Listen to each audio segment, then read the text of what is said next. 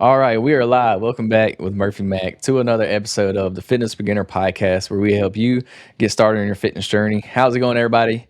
Hope you're all having a great week. If you're listening to this on Monday morning, safe travels to work. Y'all have a great day. Get the week started off right. We have a guest joining us on the podcast today for another interview. We love it when we get to have a guest on. So we have Mr. Kirk Driver joining the podcast today, and I'm gonna bring him up onto the screen for y'all. So Kirk is a retired police captain or police chief, captain chief. It's the same Captain. thing. Or Captain. captain. Yes. Okay, retired police captain, and we're gonna get into some talks today. But before we do, I'll let you know the Fitness Beginner Podcast is all about just helping people learn a little bit about fitness, help them try to get motivated, try to help them out on things they may have questions about. So we typically keep things pretty basic for the most part when it's just me on here. But then when we have guests on, we like to, dive deeper into certain topics. So that's what we'll do today. So that's a little bit about us and the podcast. If you would, just kind of introduce yourself and let everybody know like who you are and what you do. All right. Well, as you said, and first of all, thank you. I appreciate being on here, Murph. So, my name's Kirk Driver. I'm captain. I'm a retired captain, Fort Worth PD. Retired March 1st after 34 years. So, for a lot of your listeners, that is a whole lifetime ago. It's But older than me. yeah, so a lot of you youngsters, and that's Mhm. good. So, um, my career started. So I started in the '90s or '92 with Fort Worth PD. At the time, New York City was number one in 1992 for violent crime per capita. That means you had the biggest chance of getting robbed, raped, murdered, whatever in New York City. And at that time, Fort Worth was number two, and that was it was the Wild West, if you will, and it was a crazy time when I joined. And about 2 years later, the Crips and Bloods went to war with each other over the drug trade. Crack was booming, and I was right in the heart of that. So I saw a lot of just crazy, crazy stuff. Have some just off the wall crazy stories. Maybe one day I'll share with you the exorcism I performed, but that's a whole separate matter. But nonetheless, I saw a lot, and I had some great leaders. I had some not so great leaders. So fast forward, I moved along when I eventually promoted up to lieutenant after about 20 years on the department. And as a lieutenant, I was working on my MBA. I came up with an idea for a for an opportunity to partner the police department with social services, education, employment services, et cetera, to target the community, especially the inner city community that had a lot of needs in Fort Worth, and that really opened my eyes to a lot of stuff going on. So did that for several years, created a program that I ended up turning into a nonprofit. We can go into that if you like, but moving forward from there, what I really learned from that was two things. Number one, the value of collaboration. Collaboration is king, and outside the box thinking. Okay, the idea of, and what I did is I partnered with the police department, social services, education, employment services, to rather than everyone being siloed up, where you, the consumer, needs to identify you got a problem, say to yourself, I want to fix it, find the person to fix it, get in front of them, fill out all the paperwork. Instead of all that, I collaborated all these agencies where we targeted one apartment complex, surveyed all the families, identified all those families' needs, and then came back with a tailored prescription of services that were brought to bear on them in 2 weeks for all those needs that we could find. And so I learned the value of collaboration, which is huge, but I also learned, okay, so I was a Marine before this. And in the Marine Corps and in law enforcement, there's a couple things that in law enforcement and fire service, there's so much leadership training that gets pushed on us. And I didn't realize how much of that is lacking in the business world and in the nonprofit world. Like, these people are hungry for basic leadership stuff. So fast forward, I promoted to captain, I moved forward, I did a whole bunch of really cool stuff, and then I retired in March. Now, about a year ahead of retirement, I hired an executive coach. We walked through the drills. What am I going to do when I leave? Because I ain't stopping. I'm not going to slow down. Slowing down, that's how you rust. Just if you stop a tractor, you stop a train, you stop a big piece of equipment, if it sits, all the parts start breaking down. And that's the same with our bodies, and that's the same with our minds. So I told myself, I'm not stopping, I'm not slowing down. Hired this coach. We walked through the drills. I ended up, hey, let's do security consulting, and I did that. Dude, I was like, heck with this. I was like, this sucks. I don't want anything to do with this. This does not jazz me. So, and in fact, I was working out one morning with my bros, or as I call them, my accountability team.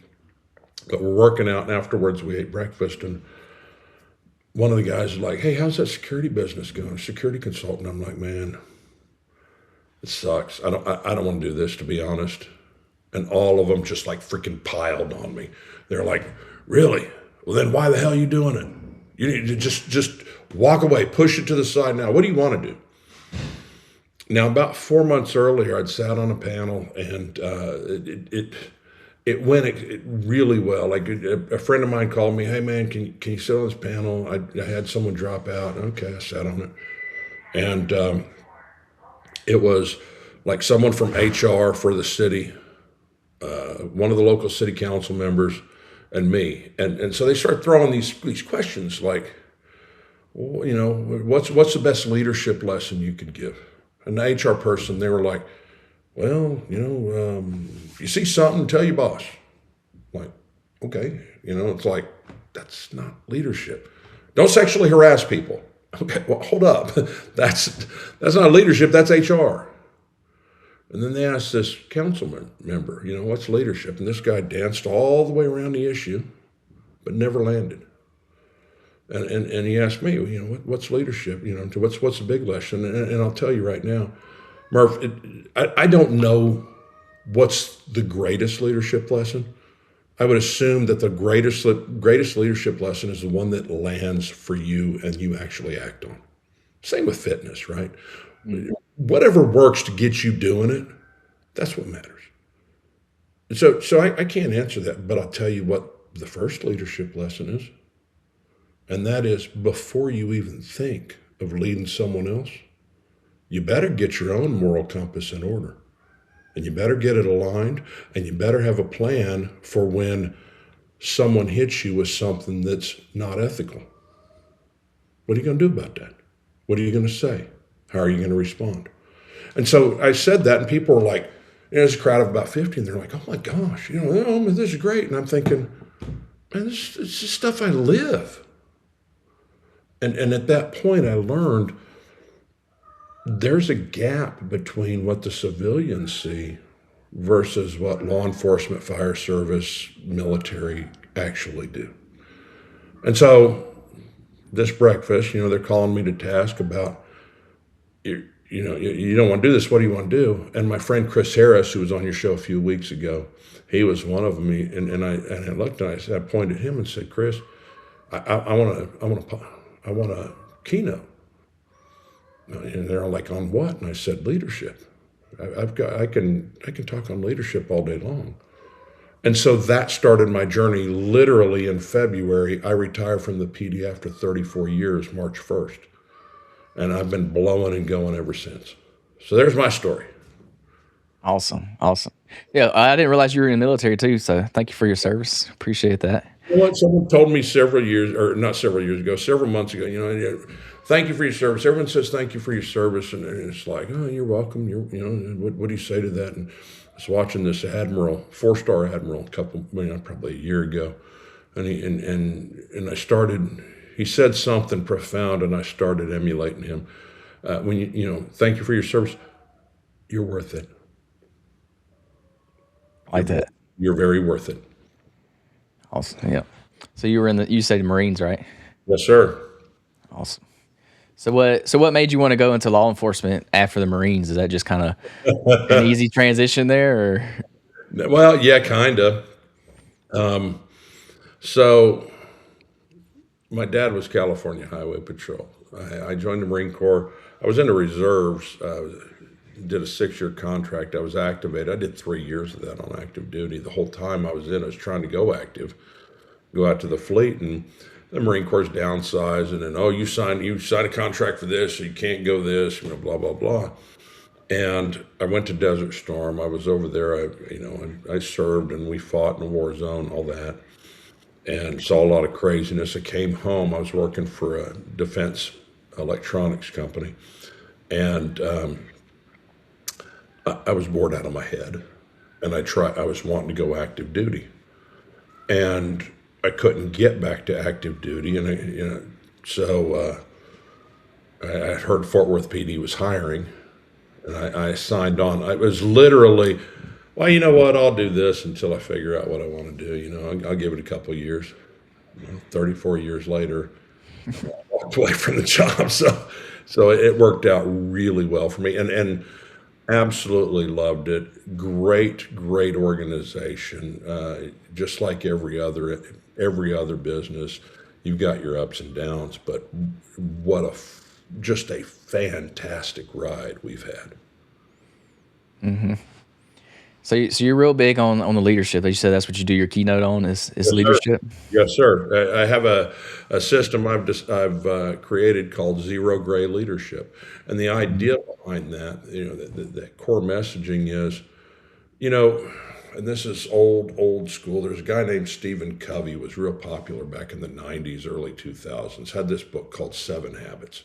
Seven Habits of Highly Effective People. And the idea, you can draw a circle, okay, or there, draw a circle, and anything inside this circle I can control. And anything outside that circle I can't.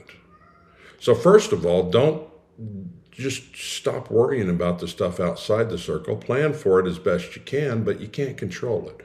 That's a very ambiguous world. But the stuff inside the circle, this is where I come in with zero gray. Zero gray leadership to me is, let's get rid of all the ambiguity we can inside that circle. Okay? Let's clear communications, transparency, equal. For instance, if you're disciplining an employee, from a leadership position, you don't let your bro make it on some violation when some dude you don't like, you just hammered him. Everything has to be transparent, equal, et cetera, et cetera. And because I was looking at some stat recently, and in like I think it was Gallup poll, whatever, one of the big polling agencies said 62% of the workforce is disengaged. 62%. And 17% of them are actively disengaged, meaning, man, they're just screwing off at work. And they're just waiting for the boss to catch them. If they get fired, that's fine. Who cares? But 62% are disengaged. And one of the major factors behind that is an ambiguity and a lack of clear goals, a lack of being brought into what the organization is trying to do and what they're trying to achieve, and just feeling like a cog in the wheel rather than a part of something larger than themselves. So where did you originate this concept? How did this concept come about? So, well, 34 years of law enforcement, 6 years in the Marine Corps. So, and I'll tell you, my first experience with there's several along the way, but my biggest one was when I was over in Desert Storm. I was working on a dock. It's like, that's not me. I was an electronics guy. I was working with an artillery unit, but hey, we had a bunch of ships coming in. We had work parties. We got to go unload all the stuff off the ships so we can get moving forward. And the ships had come in. Now we're eating 2 MREs, those packaged meals a day. And then like a sandwich truck, his truck would roll around like at noon or 1 with pita bread and mystery meat sandwiches. And it was all cold meals. It was just trash. So the ships are coming in, and I end up like I gotta go to the restroom. So I go inside, and it's the restroom's right by the galley, and I'm like, wow, this is pretty nice. It's a pretty nice setup. They it looked like a big cafe, and cook's got some food out and everything, and I get to talking to him. I'm like, man, that's a heck of a spread. How many people can you feed in here? And he says, I can feed a couple hundred a day. I said, dude, can you feed us? He says, well, you're going to have to get the captain's approval. I was like, where's he at? So he gets hold of the captain. Captain comes down. And I said, hey, me and my boys, we've been eating cold meals for like 3 weeks. Can we score a hot meal? He says, oh, yeah, no problem, dude. He says, just fill out this chit, leave it in the box, and how many people are you talking about? I'm like, it's 72 of us. He said, no problem, man, no problem. Just fill out the chit, leave it in the box. We'll charge the government when we leave. We'll get resupplied. It's all cool. So I did that. And then the next ship, and then we were doing that like once a day, every day for, until we got that ship out. And then the ship leaves, next one comes in. First thing I do, and I meet with that captain. Hey, man, can you hook us up? Yeah, absolutely, dog. We'll take care of you. So this goes a couple times, and then this, so I'm rocking my team. And my team's motivation is just through the roof. And I'm a sergeant, which is not, that's not real high. So this gunnery sergeant comes up to me, shows up one afternoon. You driver? I said, yes, sir. Yeah, I am gunny. Come with me. Well, where are we going? Captain Black wants to talk to you. Well, who's he? He's the guy who runs this port operation. I'm like, okay. I don't know what this is about, but it's like this ain't gonna go well. So I meet with this guy, and Captain Black, Sergeant Driver, reporting his order. What can I do for you? He says, did you tell these guys they can eat on that ship? Yes, sir. Yes, sir, I did. Well, who told you could do that? I said, no, nobody told me. But we're eating 3 cold meals a day. I saw an opportunity. I met with the captain of the ship. He's agreed to it. Everything's cool. My guys are getting a hot meal, and I don't see a problem, sir. He says, okay, well, walk with me. And we walk a little bit, and he says, I really appreciate your initiative. He says, let me tell you something. He said, you need to remember one thing, 3 words. Mission, men, me. In that order. You take care of your mission, first and foremost. You take care of your personnel, because they're the ones that are completing the mission. And then you take care of yourself. You got to do your self-care. You do those 3 things in that order, you're going to go far in this Marine Corps. And I found out later, I transferred that to the police department, and it works everywhere. You take care of your mission, you take care of your people, you take care of yourself, in that order. So that was my first brush with greatness and leadership. And man, I wish I could find that guy, because I would thank him for that one little lesson he gave me. And ultimately, we went back to the warehouse area. My boss and 2 other staff sergeants are playing spades. He kicked them out, sent them back home, and put me in charge of 71 people.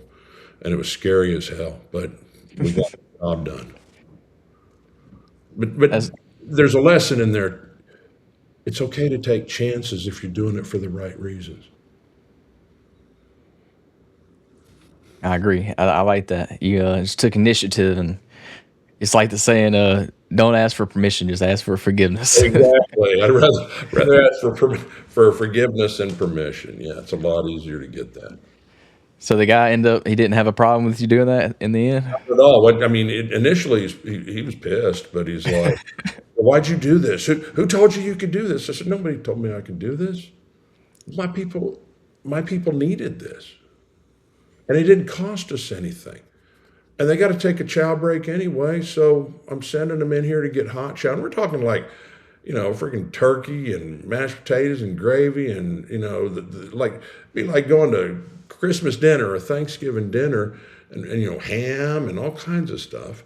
And these guys were, the thing was, it's like get in there, get your chow, and get out. And they were just like, holy smokes, we are getting fed really good food. Well, what does that do for them? Makes them want to go harder. And that's what it's about, right? Absolutely. Leadership, they say, and I'm getting ahead of myself here, but they say, the definition of leadership is getting other people to do those things that you want done voluntarily. That's leadership. But here's the other side of leadership. Leadership is also getting other people motivated to make themselves into better versions of themselves.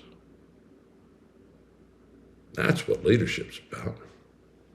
You and I have a talk, you're convinced, man, I want to up my game because of that talk. Man, that's a win for all of us, isn't it? So you have the zero gray philosophy. So what are some like gray areas that people kind of create for themselves? Okay. Well, I had a boss who, and the obvious ones, okay. I had a boss who, at one point, he, he approached me. Hey, I want you to do this. I don't want you to put it on the timesheet. Can you, take care of this? We'll take care of it on the side. Okay, basically fudging the numbers. And if you do that, I'll take care of you. Okay, well, I said no to that. My co-sergeant said no to that, but four other sergeants at the time, and put that as management, mid-management, if we had converted to the civilian world. But a couple of the other guys bought off on that. And when they got caught fudging the numbers, this guy was the first one to say, oh my gosh, I can't believe they did that. We never did that. I have no choice but to recommend termination. And I tell you, stepping outside the lines, coloring outside the lines, there's no place for that. Okay? And as adults, as men and women, wanting to become leaders, wanting to be leaders, wanting to show that, you have to show moral fortitude. And when someone, I spoke, I was a keynote to a group of young professionals, a 25 to 35 year crowd recently.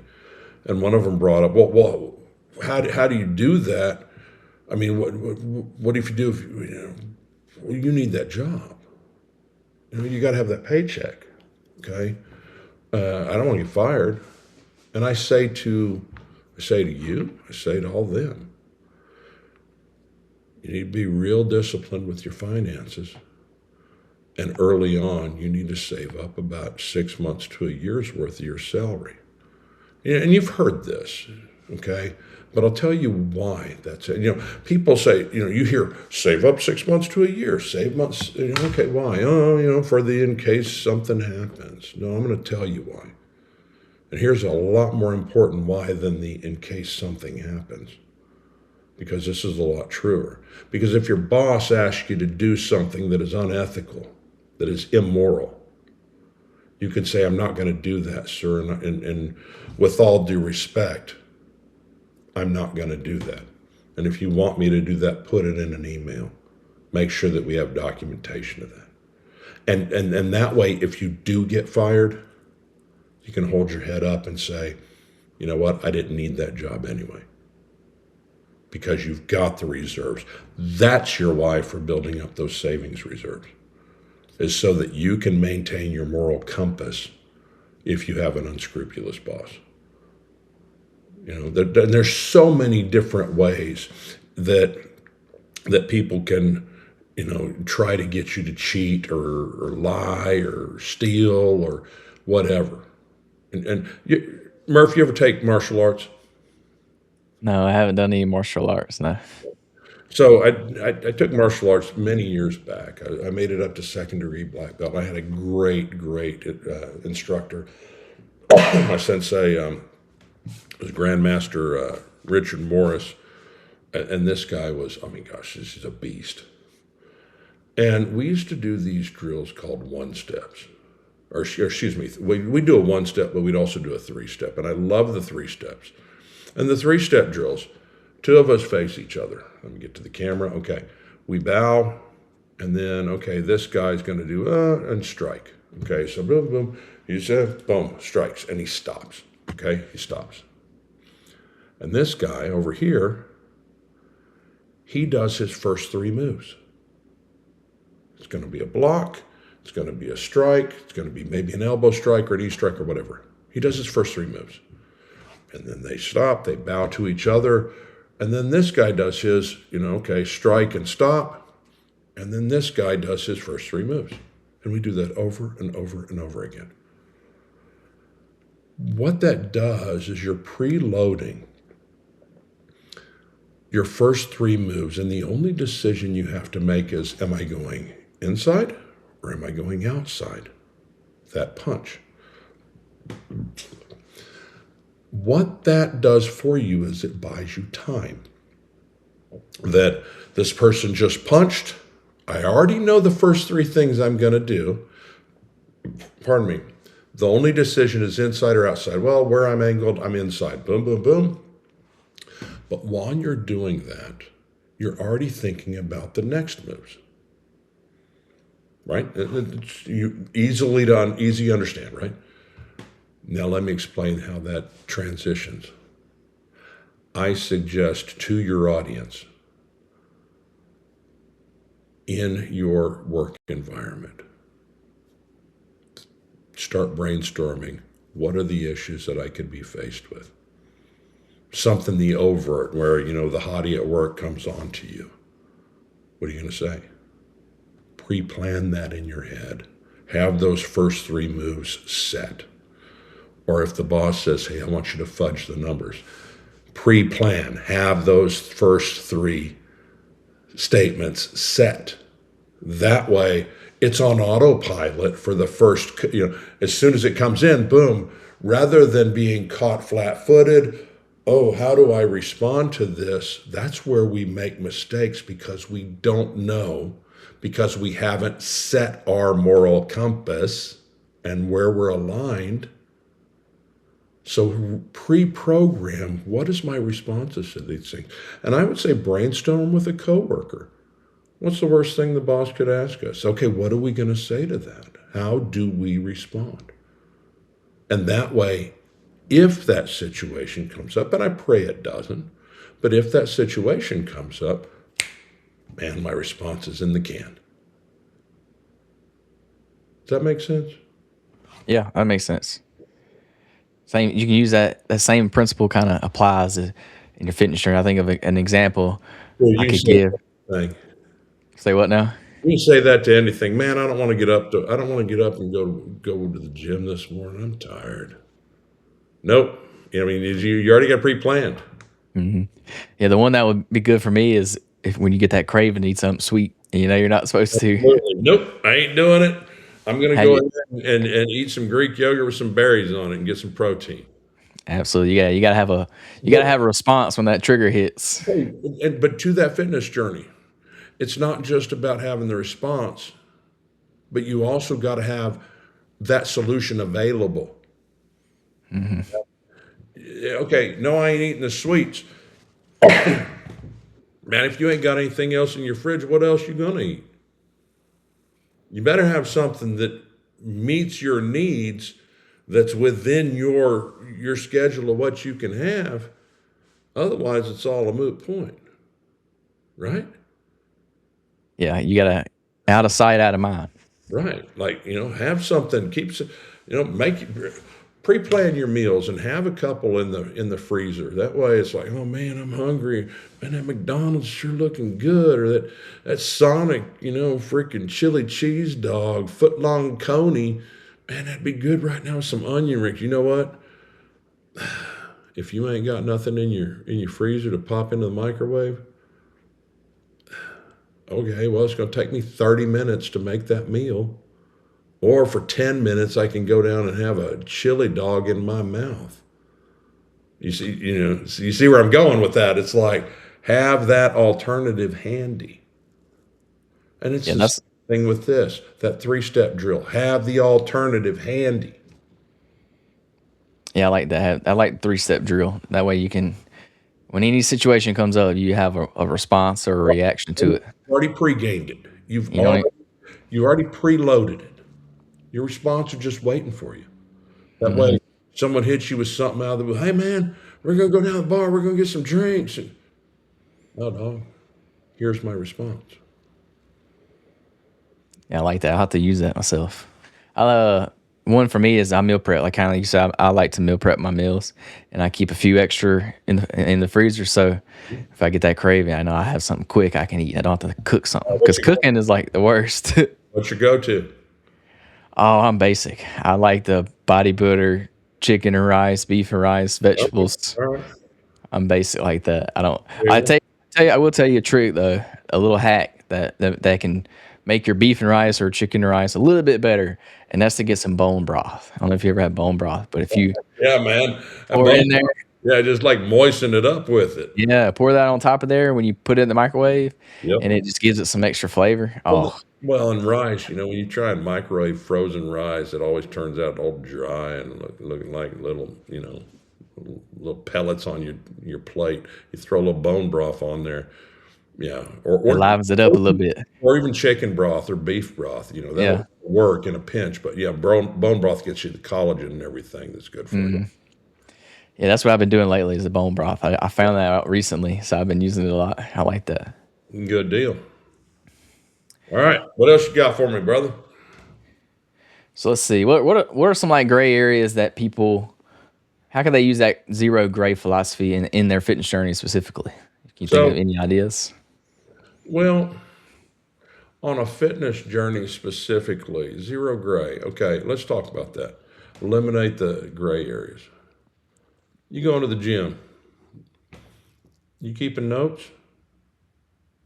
Okay. Are we just going in, well, I'm going to do what I've done, kind of, maybe. When I get to the gym, well, I'm going to do, I think I'm going to do chest today. And I'm going to do chest and I'm going to do a push day. Okay. Well, someone's on that machine that I always use. Oh, man. Well, what are you going to do? Okay. How do we get that gray area out of there? So the thing about zero gray, it's all about communicating and it's all about measuring and it's all about removing ambiguity. So especially in fitness, and I've been guilty of this. Man, I'm going to the gym today. And luckily I'm in a group now where we 3 days a week, push day, legs day, pull day. Okay. And we hit it hard. And I do stuff outside of there too, but okay. And I've been in this position where before I got in this group and we knew exactly what we were doing, the exact exercises we're hitting, I go into the gym, well, what am I going to do today? Okay. And instead of counting macros, I'm trying to lose weight. Okay. Good luck. If you ain't counting your macros, if you ain't pre-planning your meals, good luck with that, son. You ain't going to go nowhere because it's too easy to get derailed. And even on the little stuff, like I've been following this cat on Facebook and 2 or 3 guys and they're great. And it was eye-opening for me. Well, I'm going to eat eggs for breakfast. I'm going to have a couple eggs and it's going to have some bacon in it. And I'm going to put a half of avocado on there. Not realizing a half of avocado, you know how many calories are in that half? I mean, it's good. Well, it's good fat. Yeah, but gee, many Christmas, you know how many calories are in that thing? Or in whole eggs. I mean, don't get me wrong, eggs are good for you. But how about 1 or 2 eggs and then fill out the rest with egg whites and save the if you are trying to go into deficit. Save those calories, because egg whites versus eggs, if I've got an egg or two in there to give it some yellow, I can't taste the difference in that versus, throwing in extra egg whites versus eggs. Or the same thing with peanut butter powder versus peanut butter. You know the difference in that? I mean, a scoop of peanut butter is what, a couple hundred calories? A big Hmm. scoop? As opposed to a big scoop of peanut butter powder is like 60? Why? Because they took all the damn oil out of it. And it's those little hints, those little tricks where you're watching your macros. Okay, well, I'm eating healthy. I'm eating peanut butter's healthy. It's supposed to be healthy. Almond butter's healthy. Avocados is healthy. Yeah, it's healthy, but dude, you're talking calorie density versus, you know, when you go that dense on your calories, you're not going to be able to keep under your calorie limit and actually make yourself full. The whole macro thing people talking about, what I've been learning a lot of lately is, so like, what is it? Your body weight times 12, and that's the number of calories that you need for a maintenance. You've heard this, right? Hmm. Okay. Okay, great. If you ain't tracking those calories, yeah, go ahead and have that double bourbon in the evening. Not only does that screw up your calories, but it also spikes your insulin resistance and all the other issues that it creates with that. So, and like totally puts a roadblock in the way of dropping those calories. That's the same way on the weight gain. If you eat a bunch of trash and you're not actually putting good, healthy calories in, the gains that you make are going to be trash too, and you're going to feel like crap. Yeah. That's What? that's my stance. Hmm. Yeah. There's definitely some little hacks you can do to just reduce your Well, overall calories. that- You brought up the peanut butter powder. I actually I actually really like the peanut butter powder. Right. It's not quite the same, but it's close. It's not, but you know what? The Anything that you're trying to do, if it's worth it to you, it's not going to be easy. You just got to suck it up and make it happen. What's more important to you?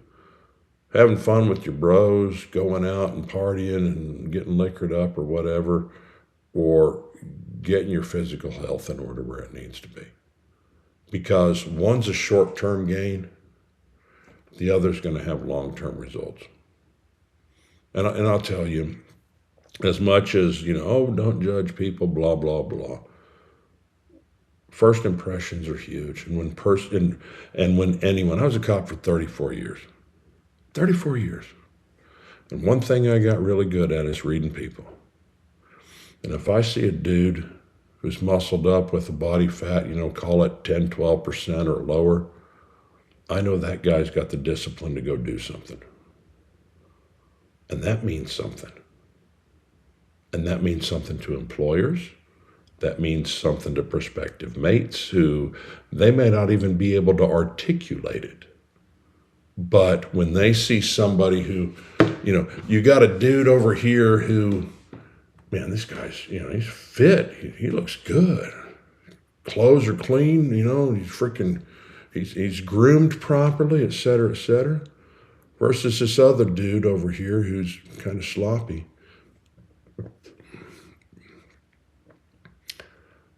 The opposite sex, they may not articulate it, but there's something inside them that triggers, and it's very primal, and it triggers an attraction toward the one who's got his crap together.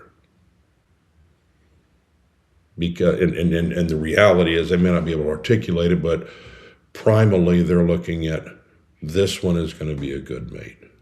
This one is going to be a good provider should we have children. And, ultimately that's the goal, if you will. Eventually, I know you got a bunch of young guys and they're probably out here, just freaking doing their thing. But ultimately, ultimate goal is to settle down, make babies, push the race forward and make us all better as a result. And that being said, get your own house in order, first and foremost. The chili dogs can wait. And the 90-10, 80-20 philosophy, whatever you want to call it. Make 80 to 90% of your diet the good stuff. Go out and binge every now and then on one meal, not a whole damn day, but binge on the one meal. And that's how it works out, because you've heard this, probably 1,000 times. Abs are made in the kitchen, right? Yeah, for the most part, yeah. Obviously you got to do the work, but the reality is it's about 70% nutrition. I mean, that's all of fitness in general. It's mainly nutrition. Absolutely, it is. Yeah. Absolutely. Going back to the first impression thing, something that I mentioned on the podcast a lot is a fit, like healthy body is the one thing that you cannot buy. Like you can't fake it. You Correct. can't. There's a lot of things like going back to first impressions. Like you can kind of fake a first impression. You can give a good first impression if you really want to, but you can't fake your body. Like you Correct. can't buy a new body. You can't rent a new body. You can rent a Lamborghini. You can't rent a fit body. So that says a lot about your about who you are just by the way you look, by the way you show up. It says a lot about your mindset, and even more about your discipline. And discipline is key. You got a bachelor's degree.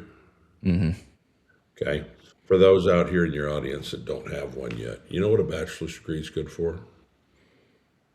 To prove that you can put your mind to something and achieve something. That's about it. That's it. It's a weed out course. It's to prove to a potential future employer that for 4 years you showed up, you actually turned in stuff on time, and you took care of your business to a satisfactory level that the people at the college said, this guy turned in his work and it was acceptable and he is able to move forward. It is literally a test of your discipline. That's the biggest thing. And that's why it don't matter if your degree's in art history or PE or physics. The fact that you got a 40-year degree, that's what most employers want. Now, obviously, if you're going into, going to work for a defense contractor as an engineer, they want an engineering degree. But short of that, a degree is just proof that you could stick with something for 4 years. Yeah, I always say a degree is college is just a weed out course. It is. It weeds out the people that ain't cut for it, that ain't gonna make it. That is correct. And I'm a prime example of this because I have a logistics degree and I don't work in logistics at all. I work in construction now, so it's like, But that's true. yeah, People don't realize, and I know most of your audience is a younger crowd. The average person in today's environment is going to bounce through about somewhere between 4 to 7 careers, what they think is a career, before they land on the one that's right for them. And that's okay, because that's normal. It's fine. But more importantly than any of that is being disciplined enough to take care of yourself, always continue growing. Physical fitness is a piece of it. Mental fitness is a piece of it. Constantly learning, constantly growing. Brother, I'm 58 years old, and I am steadily, constantly growing, trying to push myself forward to the next level. Why? Because I can. I ran into this cat. I've known this guy for several years now. This dude's 101 years old. 101. He was on Iwo Jima in World War II. This was an island hopping campaign where we and the Japanese, which was a tough adversary.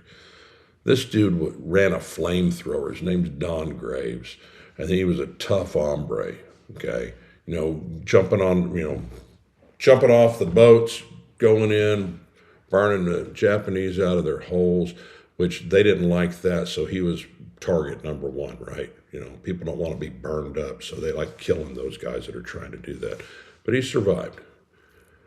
And this guy still goes around town at various civic meetings, and he sings God Bless America, and he talks to people. And someone asked him, and I saw him like 2 months ago, and someone asked him in this meeting, said, "Hey, Don, you're 101 years old. How do you still keep, you're always going. How do you keep going?" And he said, you know what? Someone told me several years ago, if you stop moving, you stop moving. So don't stop moving. And it's truly that simple. Okay.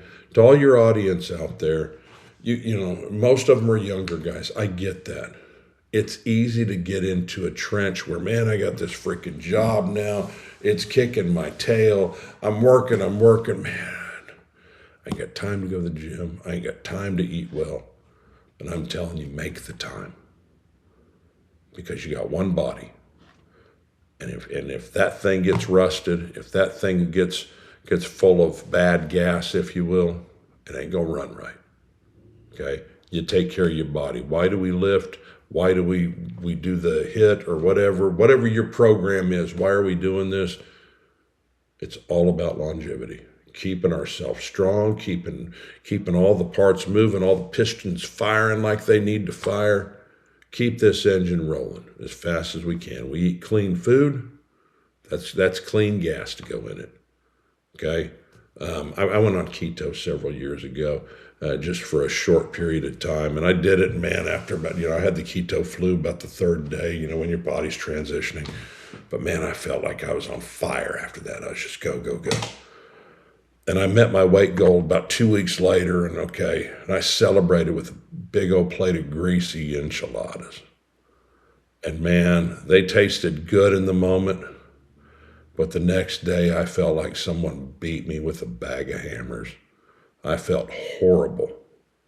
And it's because you put bad gas in the machine don't work as well. It runs rough.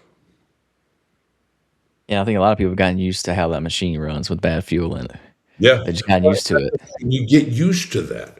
But I'll Mhm. tell you what, you go clean for a while, start putting clean carbs in, start putting in heavy protein meals, good ratios, clean fats, not the crap fats. If you eat clean, uh, when you have that bad meal, you will notice immediately. Mhm. Absolutely. And I always like to say, if you don't use it, you'll lose it. You're talking Well, about exactly. keeping your body moving. And again, if you stop moving, you stop moving. Mhm. Your body, your mind, all of that. Rust sets in quick, especially as you get older. And when young man, I've known some young guys like, well, I'm gonna go run a half marathon this weekend because a buddy dared me to. Yeah, okay, cool. That's great when you're 27. You can probably pull that off. Try that at 47 or 57, and you can probably do it, but man, you're gonna pay for it.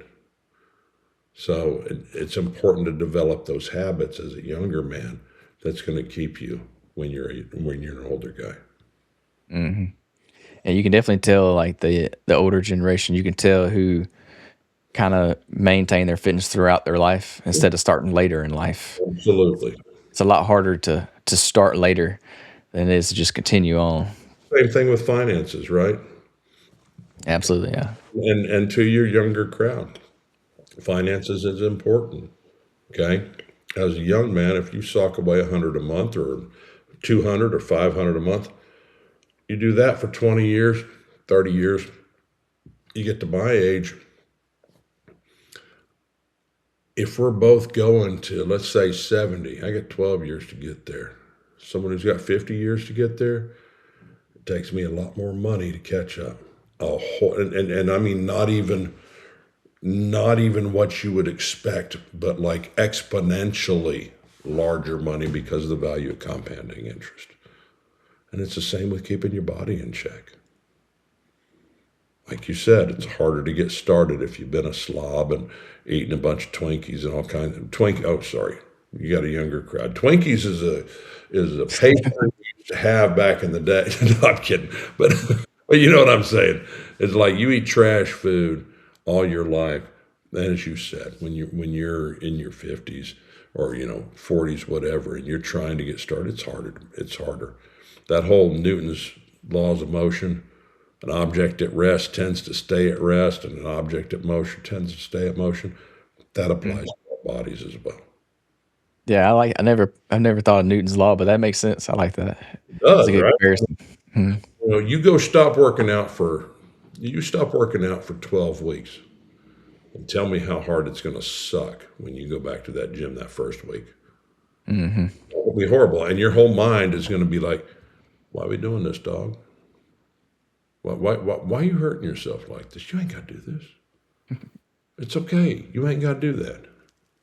And I said, devil, get behind me because I ain't got room for you up here. I've got a mission. I got to keep this thing moving. Mm-hmm. I had something I was about to say, but I forgot now. That's all right. Let's it was something about if you don't use it, you'll lose it. But now I can't remember. Oh well. That's true on everything. So, and I will tell you, so this whole zero gray leadership. I talked about mission, mission men me or mission people self. I talked about setting your compass, but I, I will tell you that one of the pieces that I talk about, and this is a leadership piece, so most of your audience isn't at that mid-level or up leadership. One of the pieces I talk about is don't let the past define the future. So if you've got someone who ends up on your team and he's screwed up in the past, so what? If he's done his time, if you will, if he's been punished or whatever, it's a new day. Let him prove himself again because obviously he had something that allowed him to stay and not get fired. Now, translating that to your crowd. All right, so you screwed up yesterday. Screwed up the day before. Screwed up the day before that, whatever. You may have screwed up for the last 12 weeks. Get your butt back in the gym. Get your butt back on the horse. Get your butt back into eating properly because tomorrow's a new day. And it ain't even tomorrow. Today is a new day because tomorrow, it's like that sign I saw, and I was in a bar several months ago, or a couple of years ago now, and it said free beer tomorrow on a sign. Okay, great. Tomorrow never comes. It's always about today. Tomorrow's a dream. Get your butt back in the gym today. Get your butt back into meal prep and taking care of your business. Those things you need to do to get your body where it needs to be, to get your mind where it needs to be. Read the books you need to read. Meditate like you need to meditate. Do the work you need to do. Eat the things you need to eat. Now, today, not tomorrow, today, get your butt off that couch and get moving because the world don't slow down for you. You want to be stuck, you want to be that guy in the rear. Let me tell you how that works.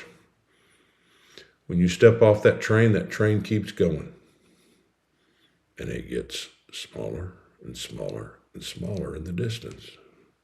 And for those people on the train, you get smaller and smaller and smaller in the distance.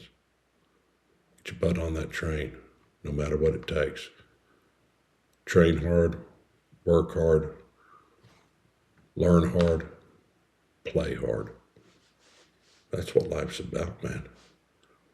I'll tell you something I learned. I read this book years ago. It wasn't a book. I was reading some men's health magazine. I don't know. I'm in a lobby at Discount Tires. I remember that. I'm getting tires on my truck. And I read this magazine, and they're talking I don't even know what the article's about, but this one phrase out of this article caught my eye. And it's from the NASCAR circuit. NASCAR, driving cars around the track. And it said, if you ain't scared, you're not going fast enough. That's how you need to live your life. That's how I live my life. There has to be something in my life, one or two areas that I need to be uncomfortable, that I'm a little bit outside of what I know, where I know what I'm doing. If you ain't scared, you're not going fast enough. Push yourself to that level. I believe in, you need to have 5, 6 goals. You need to have a health goal. first and foremost. You need to have a wealth goal. Well, I want to be debt free, or I want to be whatever. Okay, I want to have a 6 month salary in the bank. Health, wealth, family. What are you doing about mama? What are you doing about daddy? They're getting older. Are you keeping in touch with them? What about your siblings? Does any of them need health? What about your kids if you got kids?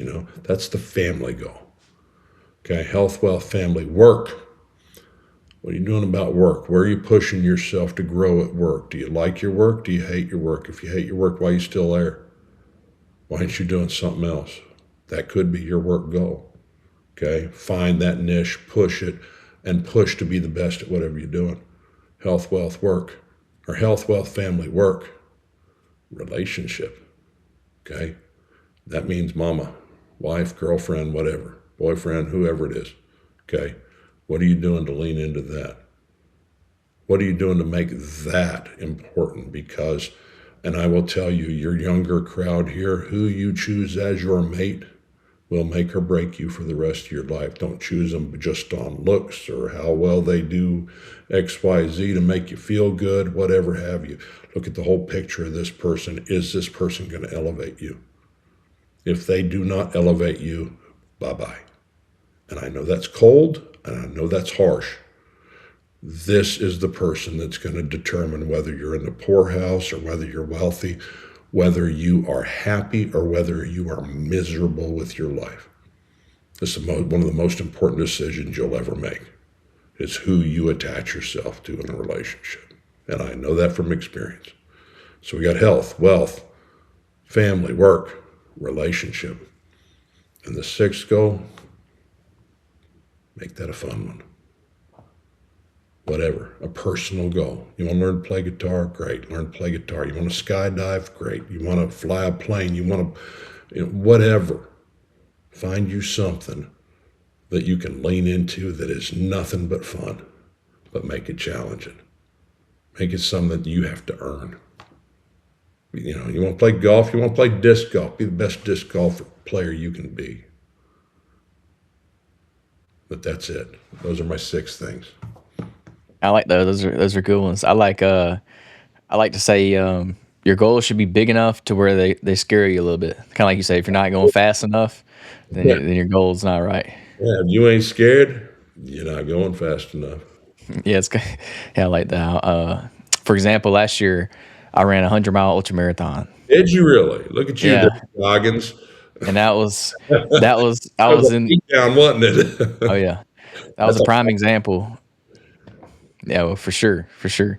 That's a prime example of if your goals aren't scaring you, then they're not big enough. Because I ain't gonna lie, I didn't think I could run 100 miles. That goal scared me. I was like, screw it, I'm just gonna go for it. I didn't even do 50 miles before then. I was like, I'm going did straight to the it. 100, and I'm doing it. Did it right, Oh yeah, I completed it. and it So sucked, and it hurt, and it messed with your head the whole way. I imagine. absolutely, it was tough. It was probably the hardest thing I've ever done.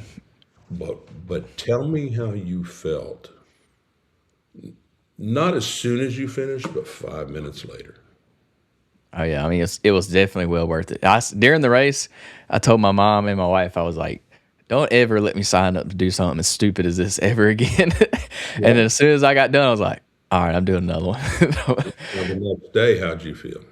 Oh, I was physically, I was beat down. My body was tore Yeah. up. Mentally, how did you feel? Just proud of myself, happy that I showed up every day for training, and King of the it was world. definitely worth it. King of the world. Like an Hmm. ice bath on steroids, man. Yeah. And good. And that's what all you listeners out there, that's what you need to strive for. Pick something. Don't have to be audacious like a dang 100-mile race, but my point is pick something that is outside your comfortable or your comfort zone that you're gonna have to work for, that's gonna hurt, and go do it. And the more of that you do, the better it makes you in doing those things that are in the mundane zone. It makes you a better person. Yeah, growth comes when you're uncomfortable. You grow in those uncomfortable situations. If you're Yep, comfortable, you're not learning, you're not growing. If you're in a comfortable position, that's you know. true. Crabs don't leave their. You know why they leave their shells? Because they outgrow them. It's uncomfortable. It hurts. So they strip it off and run around naked till they find a shell that's bigger. Okay, or build one. But the point is, growth requires pain sometimes, and Mhm. that pain is okay as long as it's positive pain. Mhm. And you can almost argue that in order to grow, you're going to experience some kind of pain or setback or Absolutely, obstacle, absolutely. something like that. You're not failing. You ain't learning Yeah. because all good lessons come with pain. What is that? What they say? Wisdom comes from. I think Dean Martin said this. That is a singer years ago, and kind of a wild guy. Said wisdom comes from experience. Okay. Now, experience, well, that comes from lack of wisdom. Yeah, that is true. There's some truth in that, right? You got to go through the pain to learn those lessons, and that's okay. That's part of growing up. It's part of being a man. It's part of being a woman for those females in your audience, and that's okay. Mhm. All right. I want to respect your time, so I'm gonna ask you one more question if Go you still got ahead. time. So what's one leadership lesson that you think everybody should know? One leadership lesson I think everyone should know. Um, Back to what I said.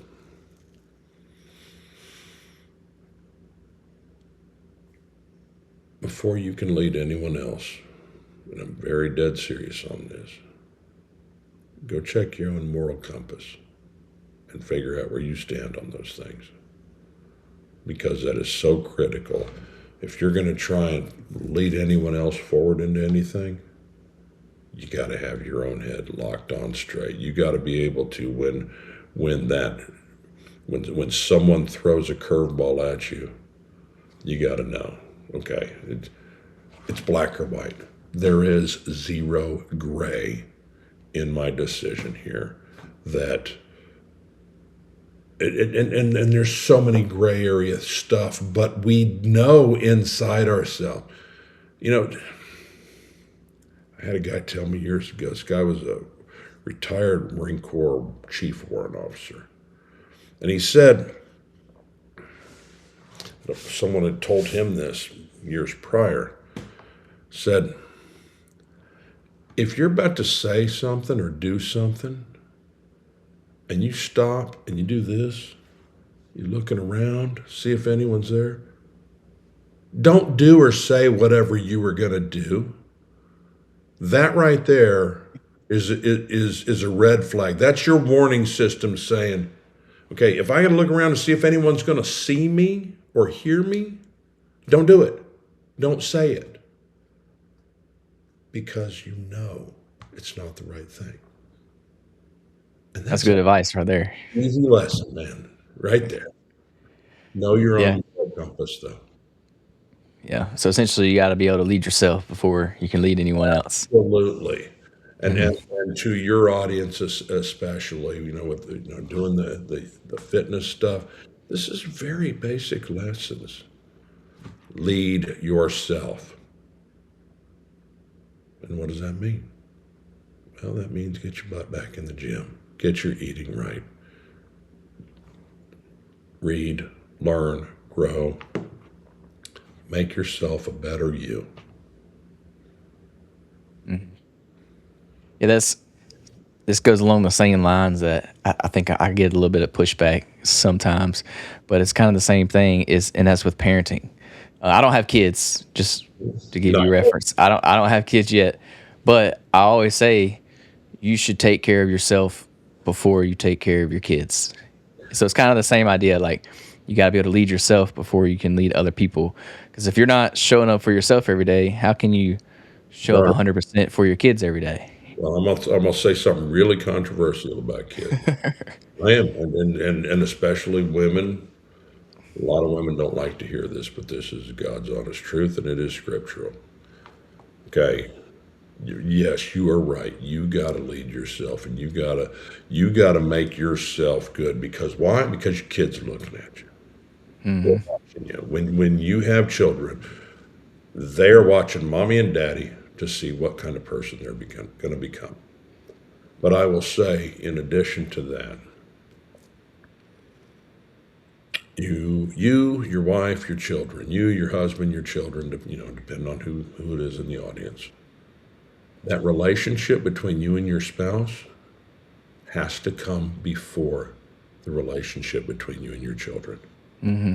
And a lot of women especially, just my observation, and again, this is a controversial statement, will disagree. Oh my gosh, no, my children come first even before this man. Problem with that is, what are you teaching your children?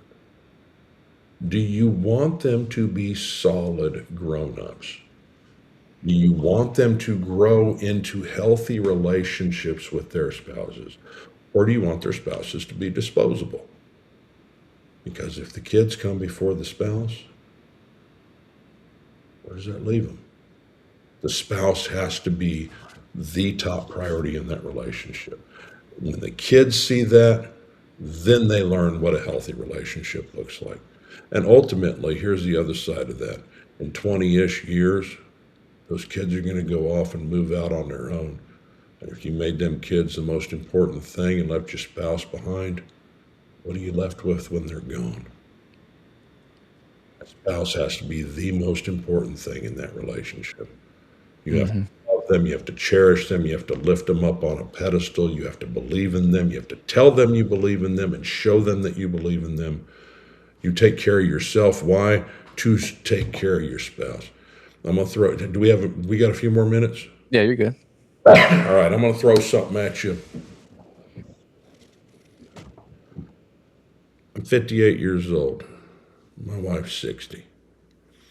My goal is to make myself healthy enough that I outlive my wife.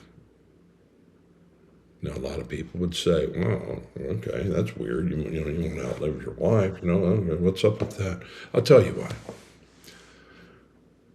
Being a widow or a widower is a very lonely place. Every love story ends in tragedy.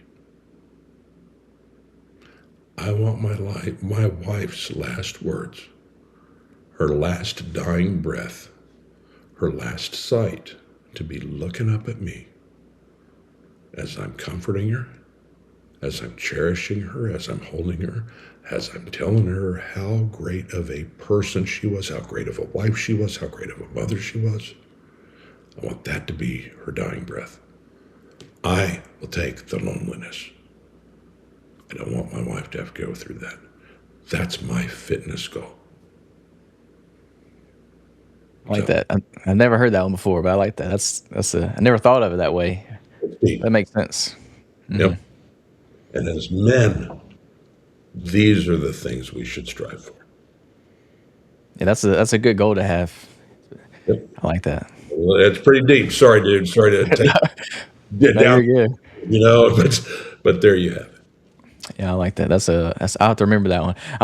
I'm still young, so I hadn't thought that far ahead, but that No, makes sense though. but at the same time, you're going to be there, and God willing, it's going to be with this woman. And it's Hmm. after many years and some kids down the road, and all the trials and tribulations and heartbreaks and all the joy that you've had in that relationship. Absolutely. So before we leave off here, I just want to let you kind of let everybody know where they can find you, they can find your work. If you have any events coming up, any speaking engagements coming up you want to talk about, and just That's let you do that. I got a few speaking engagements. We don't need to discuss that so much as, but the where you can find me, go to zerogray.com. That's GRAY, zero gray, run it together, .com. Or you can catch me at kirkdriver.com. My email is kirk@kirkdriver.com. and more than happy to talk more on these subjects. I'd love to be able to speak to any groups that you got. Anyone has a group out there looking for a keynote for an event, that's what I do, and I'm working my way into workshops and small team coaching as well. Awesome.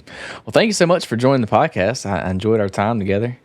I'm sure the listeners will learn something about leadership, leading themselves. So I'm glad. Hopefully, they can take something from this episode today. So I appreciate it. Well, thanks a bunch, Murphy. All right. And that's going to do it for today's episode. Y'all be sure to tune in next week for another episode of the Fitness Beginner Podcast. Y'all have a good day.